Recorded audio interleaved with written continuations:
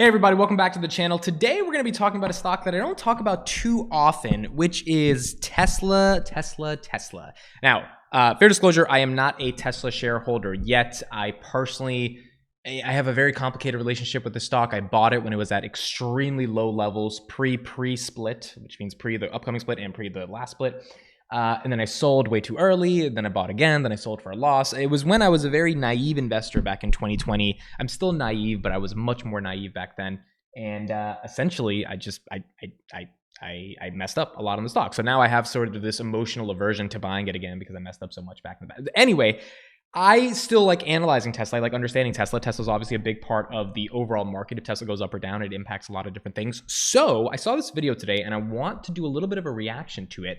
Why Tesla stock will potentially underperform in the next 3 years. We're going to analyze this. We're going to understand it from both the perspective of someone who's looking at it maybe as a potential buyer again, but also as someone who's trying to understand the overall valuation of Tesla. There are obviously a lot of people on the internet that have talked about this. This is sort of my perspective in terms of trying to really understand, is Tesla overvalued or undervalued? Tesla's 3-for-1 stock split takes effect tomorrow morning. This will be the company's second stock split in 2 years. The first was a 5-for-1 split back in August of 2020.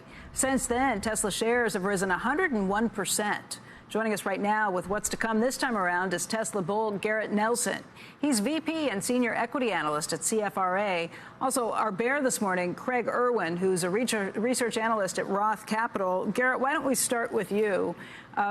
You've admitted that just the stock split itself doesn't necessarily mean anything, but it does tend to mean something in terms of the stock prices afterwards. Why do you like this at this point? That's right. Thanks for having me. So the impact of a stock split, of course, is really more psychological. Companies with improving prospects and rising stock prices tend to execute stock splits. And conversely, companies with deteriorating prospects tend to do reverse stock splits. But it is worth mentioning that academic studies have shown that post-split, stocks that do stock splits tend to outperform the broader market by a wide margin over the 1 to 3 year period following the split. And this is actually very true. I mean, this is the reason why Tesla did their initial split when they were trading at around close to 2,000, and they did a 5-to-1 split and went down to 400. And then, they started rising up even more. It's like psychologically, I've even seen this with my parents who are more naive than me in the market because they don't understand the market as much. And, they spent their whole life not understanding it. They only understand some of it because of me. They were excited to buy Google at 120 because Google used to be at, 2,200. Now it's at 120. It's like, why don't I buy it? And I had to kind of explain to them, it's very expensive for where it's at right now because it's quite literally at the top of its share price. Just because they did a split of 20 to 1 doesn't change any of the underlying fundamentals of the business. It does make retail investors more psychologically inclined to buy it. So when Tesla goes from 900 to 300 or even below 300, they will have about 4 billion shares outstanding. Right now they have about 1 billion shares, and it will seem a little bit more, like, why don't I throw $200 and get me some Tesla because Tesla's awesome versus $900. But at the end of the day, that doesn't mean that the company has changed. What that does do is that creates an influx of new retail investors who potentially want to buy, and that potentially is a stock to go higher. We also think it's an attempt by the company to lower their share price as it might appeal to more retail investors. Tesla has a very avid retail investor base. Hey, Craig, we're calling you the bear this time around, but that may not be completely fair. You've got a neutral rating on this company. You do give Tesla props for their most recent quarter, and you point out that they are the EV leader. You just think that there could be some better value elsewhere. Where are you looking? Yeah, so I am neutral and with a 250 price target on valuation, right? Tesla's the leader. They've created the market. They've done an impeccable job. 250 price target means from 900 down to 250. That's before the split. I think there is much better value elsewhere. You've got a $900 billion company, 3 times the size of the largest automaker in the world, Toyota. And last year they had 1/10 of the sales. Nothing Tesla has can't be brought to market rapidly by Toyota. You've got a lot of other very good choices to invest in. So 2 arguments you made so far. Number 1, this is the big one. Tesla is trading 3 times the value of all automakers combined. So it's like, okay, it's a little expensive if you think about it from that perspective, 900 billion versus all the other automakers combined, 3 times more than that. That's the first thing he puts out there. And in his opinion, that's why it's expensive. And number 2 is the argument he makes, which I think is the most contentious point in his analysis, which is that Toyota can bring the full self-driving, or basically, in his words, anything else that Tesla can do, Toyota can do as well. And I think Toyota for him is probably a metaphor for any type of car company. That's where I think most people have a contestation with. That's where most people are like, wait a second, Tesla has spent years developing proprietary knowledge via their data because of all the cameras they have on their car. It's collecting millions and billions of miles of data, and then they're inferring that through their AI and machine learning algorithms to figure out how to create an actual self-driving car. That is something I don't think a lot of other companies can replicate, which is why ultimately I disagree, and I'll get into that a little bit later for why Tesla will underperform over the coming years. That one statement, it doesn't take a rocket scientist to understand that they have better data other companies don't. For other companies to be able to replicate that data and replicate the actual, value of the car itself, just from a pure performance standpoint, it's hard to imagine that. And their AI day is coming up in September, and we're going to see a lot more of what they've been working on. And I guess Ford and Ted Keynes tell a great story about the Ford Pro spinoff coming next January. You've got some good things going on with Stellantis. People love the Rivians. I can go on and on, right? That the Taycan outsells the 911 now. People have options, and I think if you look at relative valuation and the credibility of all these other vehicles coming to market, I think Tesla will likely underperform over the next few years, and people are better off picking up another horse.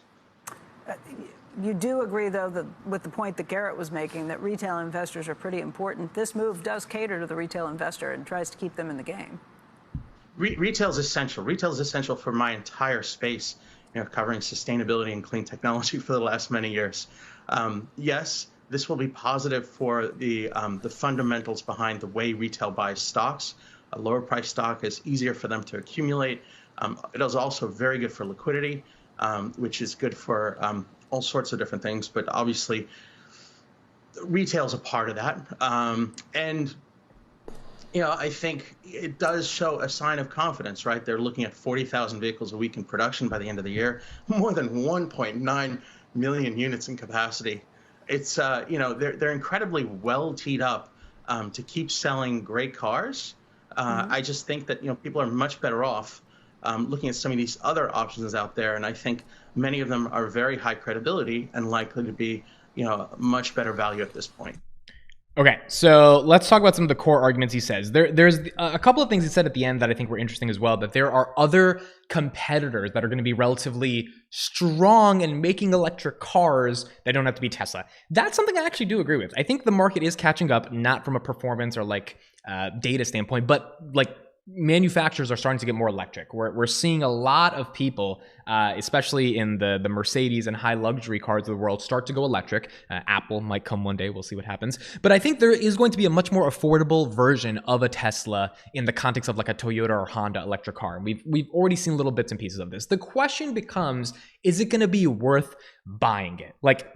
If Tesla can get their basic model down to 30,000 with full self-driving, which I know is going to be hard, but if they can do that, or even a little bit lower than 30,000, it makes zero sense to me to buy a Toyota or Honda, maybe just because you have brand affinity for them, sure, but the best car is the best car. That's why there's a reason you either have an iPhone or an Android, and more people have iPhones, at least in more developed parts of the nation, than Androids, because it's just a superior product at the end of the day. No shade to anyone who has an Android. I've had an iPhone for 10, 11 years because it's the phone. So in this context, yes, there's going to be more competition. Yes, there's going to be more people making electric cars. The question is going to be, are they up to the challenge to be able to solve the one thing that they need to solve? Now, Elon Musk has quite literally said on a podcast 2 weeks ago that Tesla without full self-driving is worth $0. I mean, he literally said it. He said the reason we are valuable is because we have the ability to solve this one thing that is going to unlock massive levels of productivity, that's going to allow more ability for Tesla to license out the different parts of their software. They're going to be able to have Tesla insurance. I mean, there's so many things that happen on the back of them solving full self-driving.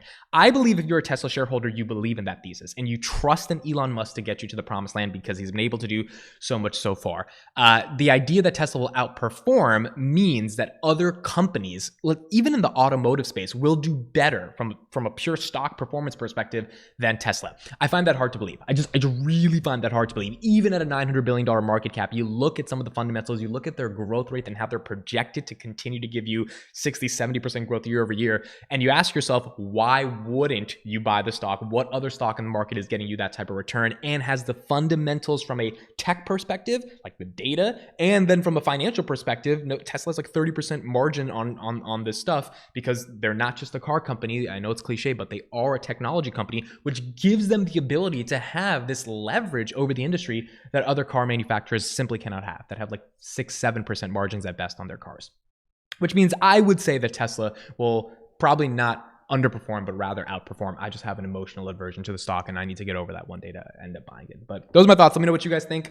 Do you have Tesla stock? Are you a Tesla shareholder? Are you planning to become a Tesla shareholder? And do you think it is overvalued or undervalued at the end of the day? Thanks so much for listening and watching. I will see you in the next one.